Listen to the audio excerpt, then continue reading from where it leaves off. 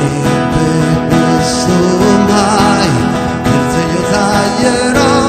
vestiti di fiori per farci una patria di tutti i colori e stracci di notte sul fuoco di sogno che segni le rotte del viaggio di sempre. E allora riempirò le tasche di foglie per perderci al vento, per chiamarti moglie, e le scarpe di sabbia per correre il mare e mettere in gabbia le ali del tempo. In questa storia, amore mio, sostantivo tu, possessivo io, che siamo qua,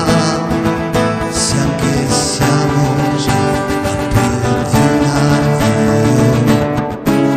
però ti spio ancora come all'avvio e più da allora, amore mio, quanto poco poi te l'ho detto io,